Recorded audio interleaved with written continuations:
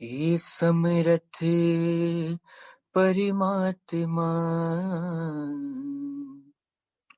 हे निर्गुण निरंकार,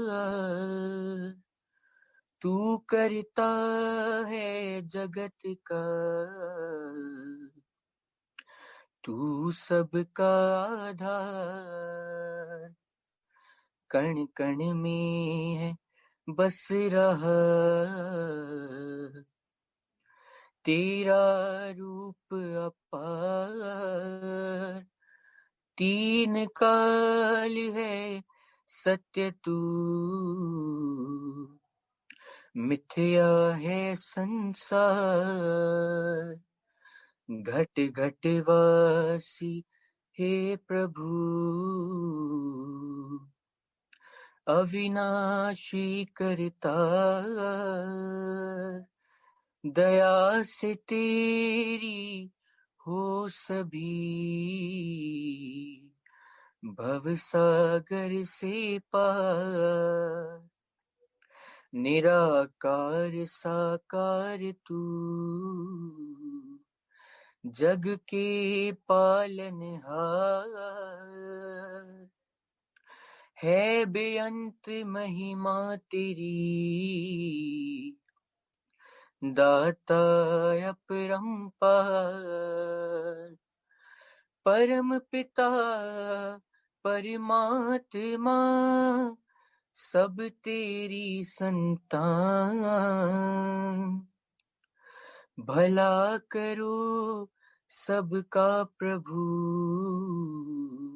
सबका हो कल्याण। भला करो सबका प्रभु,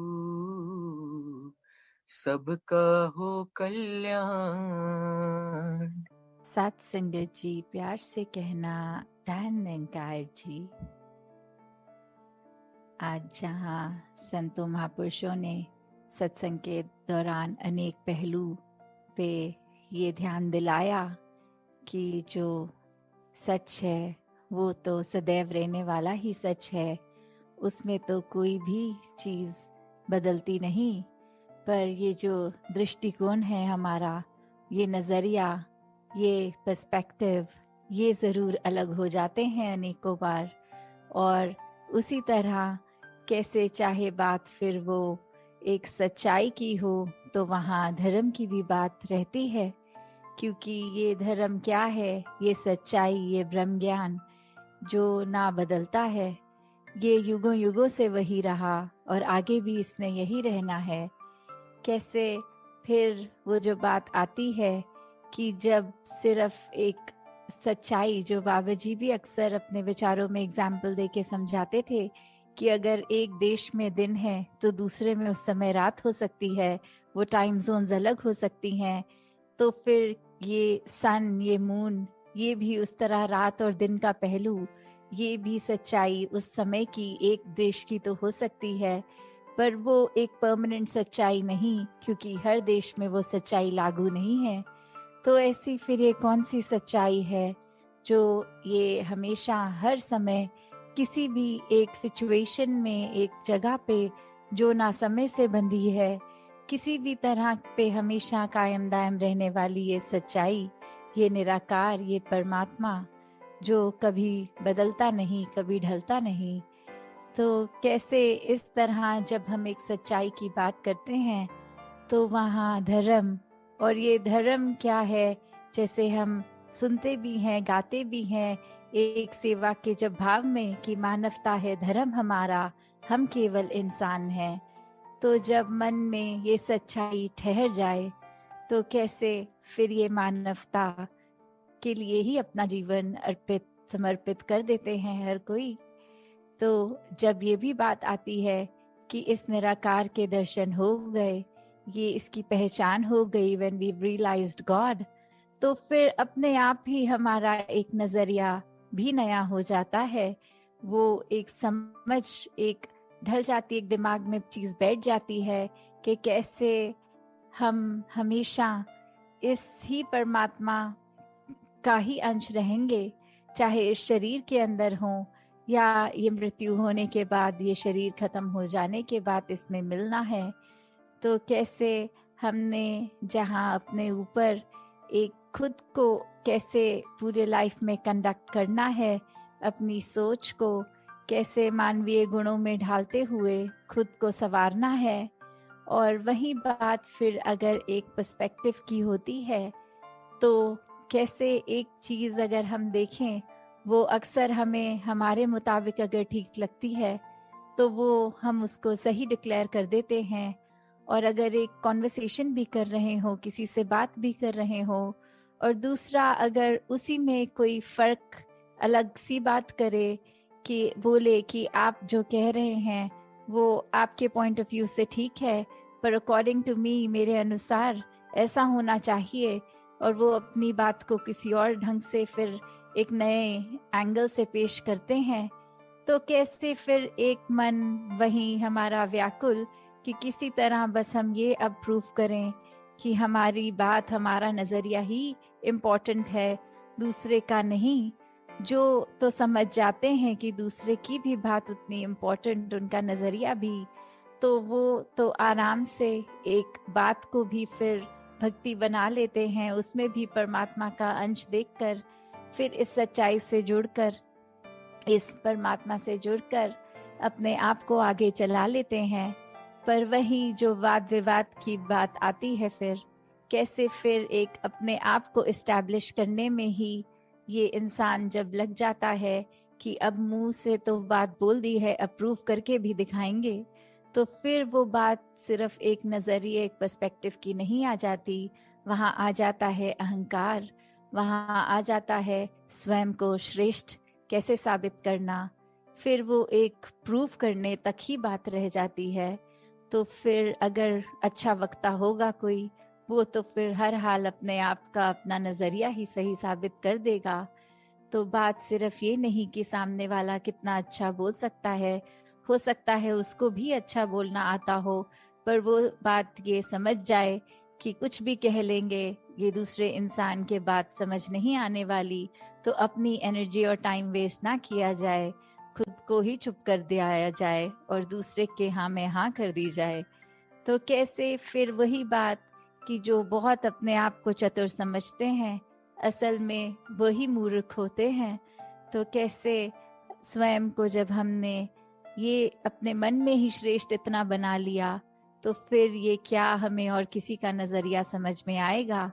क्योंकि एक बात इतनी सिंपल सी कि अगर हम कुछ ही मानवीय गुणों पे भी अगर ध्यान दें, तो ये जो love, compassion, peace, tolerance, respect, trust, ऐसे बेसिक जो बातें होती हैं, जो एक लिंगों में भी हमें अगर बात कर रहे हैं तो शायद बोलना भी नहीं पड़ता, वो एक मोतियों की तरह शब्द ये वाले वन बाय वन आ ही जाते हैं होठों पे, जबान पे। पर अगर फिर हर एक शब्द की गहराई में उतरेंगे तो प्यार कब हो पाएगा? वो लव का शब्द, वो वहाँ पे रिस्पेक्ट और ये ट्रस्ट साथ ही होता है। तो कैसे अगर हम ये कहें कि किसी एक व्यक्ति से या परमात्मा से हम प्यार करते हैं, पर हम उनको ना उनकी इज्जत करते हैं, ना उनको ट्रस्ट करते हैं, तो फिर क्या वो प्यार प्यार है? फिर वो नहीं रहता ऐसा। और वहीं अगर दूसरा पहलू भी देखें कि अगर हम किसी की इज्जत करते हैं, क्या उसके लिए हमारे मन में हमदर्दी नहीं होगी? क्या उस इंसान के प्रति एक हमारे मन में हमेशा ऐसी इच्छा कि हमेशा उसके ऊपर ही भरोसा करने का ये अंदर से दिल करता है?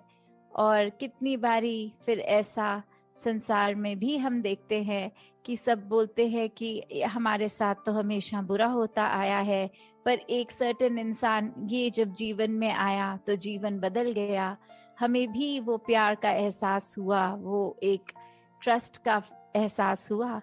तो कैसे फिर हर एक में हम में वो पोटेंशियल है कि हम पूरे संसार में प्यार बांट सकें। हम सब में वो एक है निरंकार द्वारा दी हुई, ये जिस भाव से हम दूसरे के साथ पेश आते हैं, तो हमें जहाँ निरंकार का किया गया हर पल, हर एक जीवन में घटती हुई चीज ये डिसीजन सर आंखों पे खुशी खुशी रखना है, वहीं एक अपनी सोझी जो परमात्मा ने दी है उसमें भी हमें खुद को किस तरह एक ढालना है कि हर एक के काम आ सकें।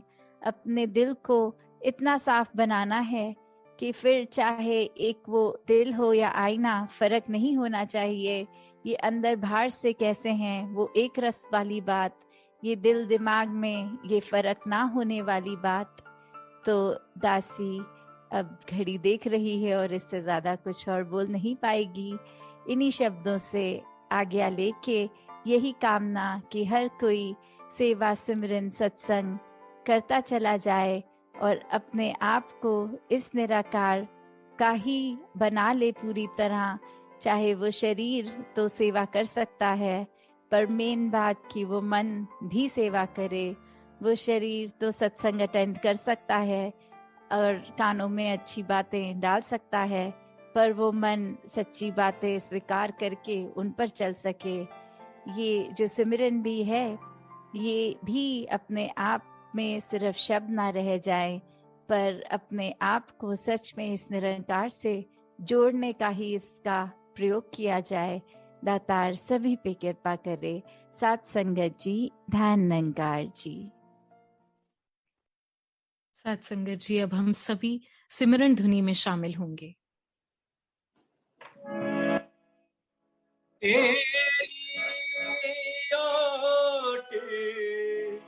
सहारा तेरा तन मन घोल घुमावा, कहे अवतार तेरे ही दाता, दिन राती गुण गावा, कहे अवतार तेरे ही दाता, दिन राती गुण गावा। एक तू ही निरंकार, एक तू ही निरंकार, तू ही निरंकार, एक तू ही निरंकार। मैं हाँ सदा पुलनहार, मैं हाँ सदा पुलनहार, तू है दाता बख्शनहार, तू है दाता बख्शनहार। मेरे अब गुण नाचितार, मेरे अब गुण नाचितार। तू ही निरंकार, एक तू ही निरंकार, तू ही निरंकार, एक तू ही निरंकार। तेरा रूप है ये संसार, तेरा रूप है ये संसार। सबदा भला करो करतार, सबदा भला करो करतार। मेरी मांग है दातार, मेरी मांग है दातार।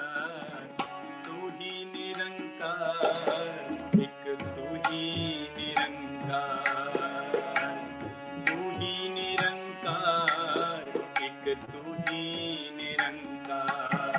मेरा डोले ना एतबार, मेरा डोले ना एतबार। बख्शो शरदा भक्ति प्यार, बख्शो शरदा भक्ति प्यार। करा मैं संतां दा सत्कार, करा मैं संतां दा सत्कार। तू ही निरंकार, एक तू ही निरंकार, तू ही निरंकार, एक तू ही निरंकार।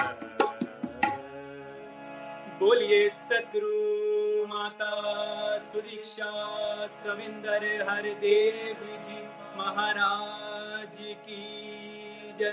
निरंकारी राजमाता गुरु वचन अवतारी की जय। प्यार से बोलना धन निरंकार।